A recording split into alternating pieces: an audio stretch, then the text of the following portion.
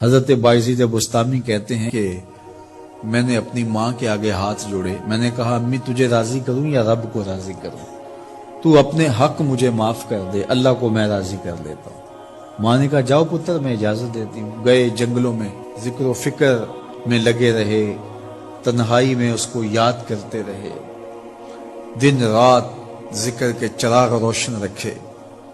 12 سال گزر گئے حق کی تلاش میں۔ ایک دن واپس بستام کے قریب سے گزر رہے تھے، خیال آیا چلتے چلتے ماں کو سلام کر جاؤں۔ دروازے کو دستک دینے لگے تو اس خیال نے ہاتھ روک لیا کہ ساری زندگی ماں کو سکھ تو دیا کوئی نہیں، اب دکھ بھی کیوں دینے لگے ہو؟ رات کا ایک پہر بیت گیا ہے، سردیوں کی لمبی رات ہے، ماں بستر میں لیٹی ہوگی، تیرے لیے اٹھے گی، دروازہ کھولے گی۔ دروازے کے ساتھ ہی لگ کے بیٹھ گئے اور ساری رات کاٹ دی، اس خیال سے کہ ماں کو تکلیف نہ ہو۔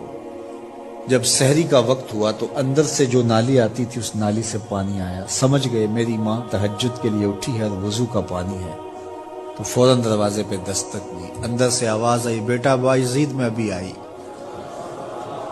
مائیں بیٹوں کے دستک کے انداز سے جان لیتی ہیں یہ کس بیٹے کے ہاتھوں کا لمس ہے۔ 12 سال کے بعد آئے، دستک دی، کہا بیٹا بایزید میں ابھی آئی۔ ماں کی تو نگاہیں ہی دروازے پہ رہتی ہیں۔ اللہ اکبر۔ کہتے ہیں کہ ماں نے دروازہ کھولا، 12 سال جنگلوں کی خاک چھانتے بیت گئی تھی، پراگندہ صورت، بکھرے ہوئے بال، پھٹے ہوئے کپڑے۔ میری ماں کی جب نگاہ میرے پہ پڑی تو اس کی چشمان سے موٹے موٹے آنسو ٹپکنے لگے، اور اس نے ایسے ہاتھ پھیلا کے کہا مالک میرا بیٹا بایزید تیری طلب میں نکلا تھا، تو نے ابھی تک اسے اپنا قرب نہیں دیا۔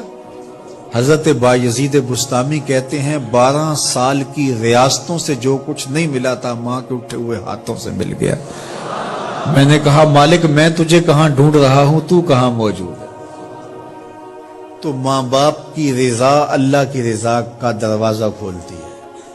جن لوگوں کے ماں باپ ناراض ہیں اور وہ جا کے پیر صاحب کی خدمت کرتے ہیں اور میاں ماں کے قدم چومو، باپ کی ٹانگیں دباؤ، ان کی خدمت کرو، تمہارے پہلے مرشد وہ ہیں، ان کو راضی کرو، پھر کسی شیخ کامل کی صحبت میں آنا، دیکھو کیسے دل کی بند کھڑکیاں کھلتی ہیں۔ ایک مرشد تو ناراض کر آئے اور دوسرے مرشد سے تمہیں کیا ملے گا؟ تو راستہ یہیں سے کھلے گا۔ والدین کو کبھی ناراض نہ کرو، والدین کو کبھی دکھ نہ دو، والدین کو کبھی تکلیف نہ پہنچاؤ۔